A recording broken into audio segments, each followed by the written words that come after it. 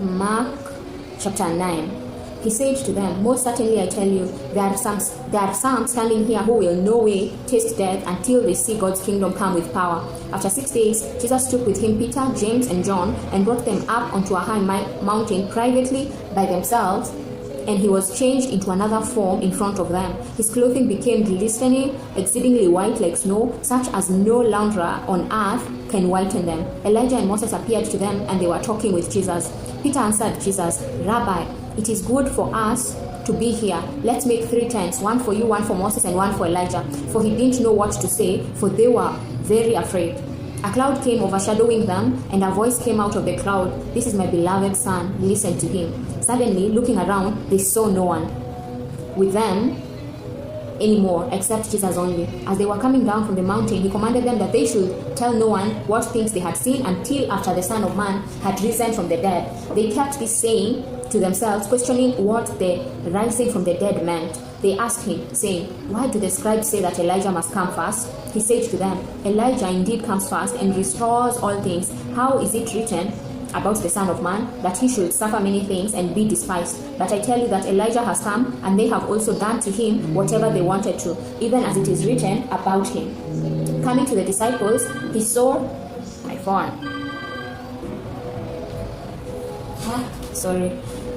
Verse 12. He said to them, Elijah indeed comes first and restores all things. How is it written about the Son of Man, that he should suffer many things and be despised? But I tell you that Elijah has come, and they have also done to him whatever they wanted to, even as it is written about him. Coming to the disciples, he saw a great multitude around them, and scribes questioning them. Immediately, all the multitude, when they saw him, were greatly amazed, and running to him, greeted him. He asked the scribes, What are you asking them? One of the multitude answered, Teacher, I brought to you my son, who has a mute spirit, and wherever it seizes him, it throws him down, and he foams at the mouth and grinds his teeth and becomes rigid. I asked your disciples to cast it out, and they weren't able. He answered them, Unbelieving generation, how long shall I be with you? How long shall I bear with you? Bring him to me. They brought him to him, and when he saw him, immediately the spirit convulsed him, and he fell on the ground, wallowing and foaming at the mouth. He asked his father, How long has it been since this has been happening to him? He said, From childhood. Often it has cast him both into the fire and into the water to destroy him. But if you can do anything, have compassion on us and help us. Jesus said to him, If you can believe, all things are possible to him who believes. Immediately the father of the child cried out with tears, I believe, help my unbelief. When Jesus saw that the multitude came running together, he rebuked the unclean spirit, saying to him, You mute and deaf spirit, I command you, come out of him and never enter him again. After crying out and convulsing him greatly, it came out of him. The boy became like one dead, so much that most of them said, He is dead. But Jesus took him by the hand and raised him up, and he arose. When he had come into the house, his disciples asked him privately, Why couldn't we cast it out? He said to them, This kind can come out by nothing but by prayer and fasting. They went out from there and passed through Galilee. Verse 28. When he had come into the house, his disciples asked him privately, Why couldn't we cast it out? He said to them, This kind can come out by nothing but by prayer and fasting. They went out from there and passed through Galilee. He didn't want anyone to know it, for he was teaching his disciples and said to them, The Son of Man is being handed over to the hands of men, and they will kill him. And when he is killed, on the third day he will rise again. But they didn't understand the saying and were afraid to ask him. He came to Capernaum, and when he was in the house, he asked them, What were you arguing among yourselves on the way? But they were silent, for they had disputed with one another on the way about who was the greatest. He sat down and called the 12, and he said to them, If a man wants to be first, he shall be last of all, and servant of all. He took a little child and set him in the middle of them. Taking him in his arms, he said to them, Whoever receives one such little child in my name...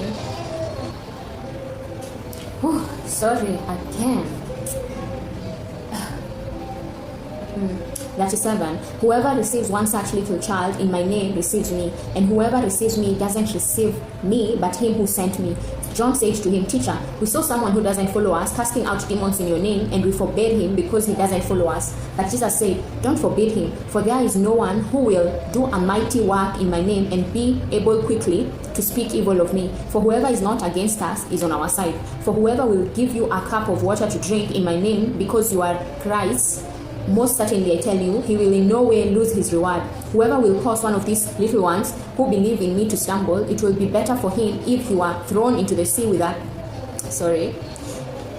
millstone hung around his neck. If your hand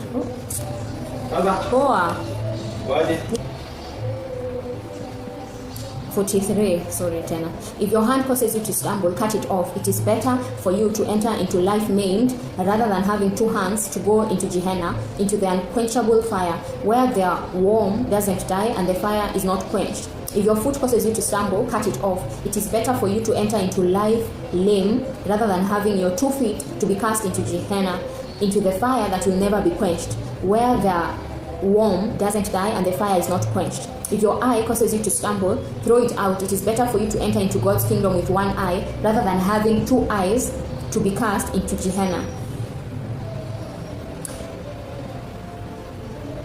into the Gehenna of fire, where the worm doesn't die and the fire is not quenched. For everyone will be salted with fire, and every sacrifice will be seasoned with salt. Salt is good, but if the salt has lost its saltiness, with what will you season it? Have salt in your lives and be at peace with one another.